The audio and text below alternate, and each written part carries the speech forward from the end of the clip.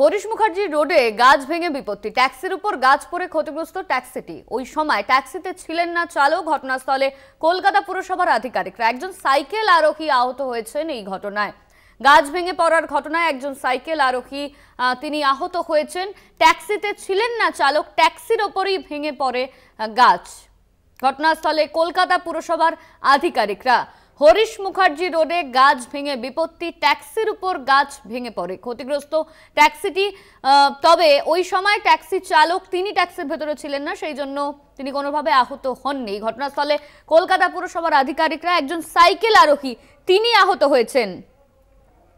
এই নিয়ে আমরা কথা বলবো। আমাদের সঙ্গে রয়েছেন আমাদের প্রতিনিধি দুর্গাদাস বন্দ্যোপাধ্যায়। দুর্গা, হরিশ মুখার্জি রোডে সাইকেল নিয়ে একজন আরোহী যাচ্ছিলেন আর সেই সময় গাছ ভেঙে পড়ে, সেই আরোহী আহত হয়েছেন। এই মুহূর্তে কি অবস্থা রয়েছে সেখানকার?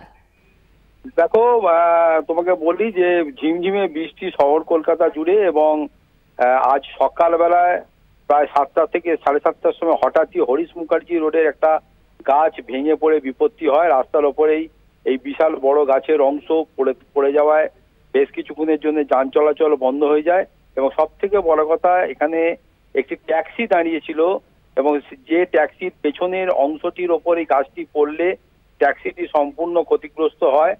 এবং ট্যাক্সির ভেতরে গাড়ি চালক বা কোনো প্যাসেঞ্জার না থাকার কারণে বড়সড় দুর্ঘটনা ঘটেনি।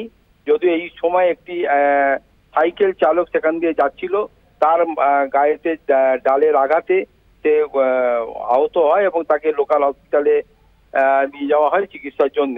এই ঘটনায় কেউ হতাহত হয়নি। তবে বারবার যে একটা বিষয় হচ্ছে যে শহর কলকাতার বিভিন্ন অংশ জুড়ে এই যে গাছ হঠাৎ করে উপড়ে যাওয়া বা গাছ ভেঙে পড়ার যে ঘটনা ঘটছে, বারবার কিন্তু রাজ্যের মন্ত্রী তথা কলকাতার মেয়র ফিরহাদ হাকিম বলছেন যে ডিপ রুটেড গাছ, অর্থাৎ মাটি নিচে থেকে সরে যাওয়ার কারণেই গাছগুলো আলগা হয়ে যাচ্ছে।